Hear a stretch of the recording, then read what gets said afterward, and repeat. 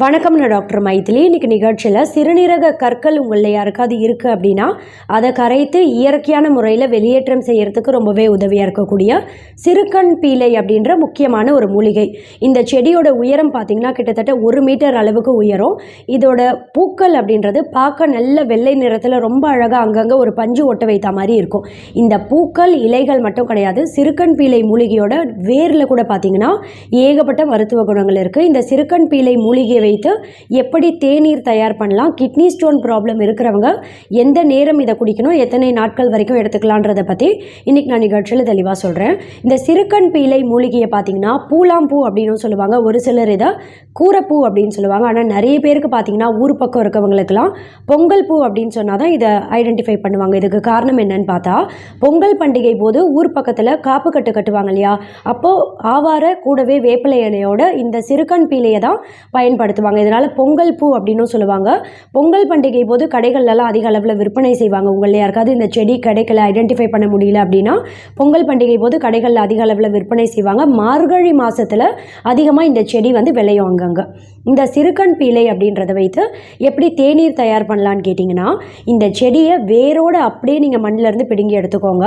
ஏன்னா வேரில் தான் பார்த்தீங்கன்னா ஏகப்பட்ட மருத்துவ குணங்கள் இருக்குது. நல்ல மண் எதுவும் இல்லாமல் தண்ணியில் க்ளீனாக கழுவி அலசி சுத்தம் செய்து எடுத்ததுக்கு அப்புறமா இதை சின்ன சின்னதாக கட் பண்ணி எடுத்துக்கோங்க. தண்டு பகுதி ரொம்ப தடியாக இருக்குது அப்படின்னா அதை மட்டும் நீக்கிடுங்க. பூக்கள், இலைகள், வேர் இது எல்லாத்தையும் நல்லா க்ளீனாக கழுவி அலசி சுத்தம் செய்து எடுத்துக்கோங்க.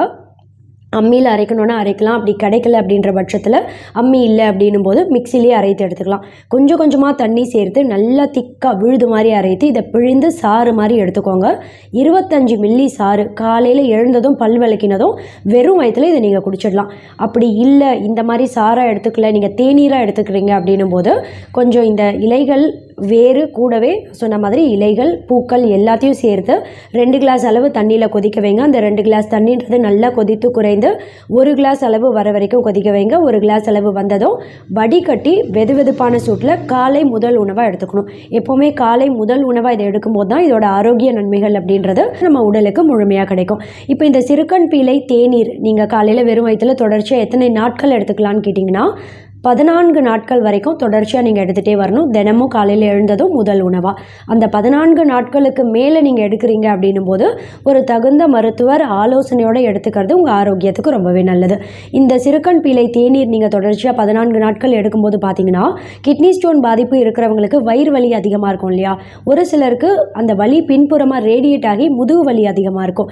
வயிறு வலி, முதுகு வலின்னு எல்லாத்தையும் சீக்கிரமே அந்த நோய் அறிகுறிகள், அந்த தீவிரத்தை படிப்படியாக கம்மி பண்ணுறதோட மட்டும் கிடையாது, சிறுநீரக கற்கள் இருக்குது அப்படின்னும் போது அதையும் இயற்கையாகவே கரைத்து வெளியேற்றம் செய்கிறதுக்கு இது ரொம்பவே உதவியாக இருக்கும். அட்லீஸ்ட் இப்போ பார்த்தீங்கன்னா ஒரு 2-3 மாதத்துக்கு ஒரு தடவை இந்த சிறுகண் பீலை மூலிகை கிடைத்தது அப்படின்னும் போது 3 மாதத்துக்கு ஒரே ஒரு நாள் 1 கிளாஸ் தேநீர் மாதிரி நம்ம எடுக்கிறதால பார்த்தீங்கன்னா சிறுநீரகம் உறுப்பே ரொம்ப ஆரோக்கியமாக செயல்படுறதுக்கு ரொம்பவே உதவியாக இருக்கும். சிறுநீரகம் மட்டும் கிடையாது, நம்ம உடம்புல இன்னும் ஒரு உடல் உறுப்பை ஆரோக்கியமாக செயல்பட வைத்து அந்த உடல் உறுப்பில் தேங்கி இருக்கக்கூடிய கழிவுகள் அத்தனையும் வெளியேற்றம் செய்யும். அது என்ன உடல் உறுப்புன்னு கேட்டிங்கன்னா கல்லீரல் உறுப்பு. கல்லீரலில் தேங்கியிருக்கக்கூடிய அத்தனை நச்சுக்கள், அந்த டாக்ஸின்ஸ் அத்தனையும் வெளியேற்றம் செய்து கல்லீரலை தூய்மைப்படுத்தி ஆரோக்கியமாக செயல்பட வைக்கிறது மூலமாக ஃபேட்டி லிவர், லிவர் சிர்ஹோசிஸ், மஞ்சள் காமாலை மாதிரியான நோய் பாதிப்பெல்லாம் ஏற்படக்கூடிய வாய்ப்பையே பார்த்தா ரொம்பவே கம்மி பண்ணிடும். இந்த சிறுகண் பீலை மூலிகை அப்படின்றது பிசிஓடி மாதிரியான கருப்பை சம்பந்தப்பட்ட பாதிப்பு இருக்கக்கூடிய பெண்கள் நீங்களும் தொடர்ச்சியாக ஒரு 15 நாட்கள் வரைக்கும் இதை காலை முதல் உணவை எடுத்துகிட்டே வரலாம். இந்த பிசிஓடி பாதிப்புனால் ஏற்படக்கூடிய அறிகுறிகளையும் கம்மி பண்ணும்.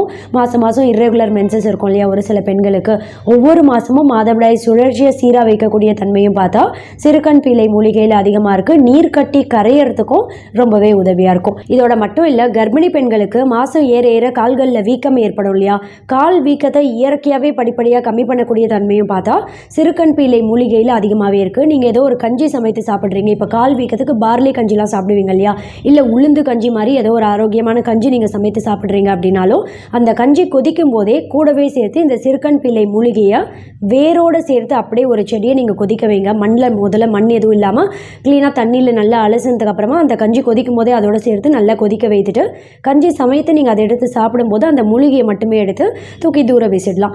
இப்படி செய்கிறதால அந்த சிறுகண் பீலை மூலிகையோட சாறு இந்த கஞ்சியில் இறங்குது இல்லையா, இதுவே பார்த்தீங்கன்னா உங்கள் கால் வீக்கத்தை இயற்கையாகவே கம்மி பண்ணுறதுக்கு ரொம்பவே ரொம்பவே உதவியாக இருக்கும். தொடர்ச்சியாக ஒரு 10 நாட்கள் வரைக்கும் கர்ப்பிணி பெண்கள் தாராளமாக இந்த சிறுகண் பீலை மூலிகை நீங்கள் தேநீர் மாதிரி எடுத்துக்கலாம். அப்படி இல்லைனா கஞ்சி ஏதாவது சமைத்து சாப்பிட்றீங்க அப்படின்னும் போது அது கூடவே சேர்த்து சமைத்து சாப்பிட்லாம்.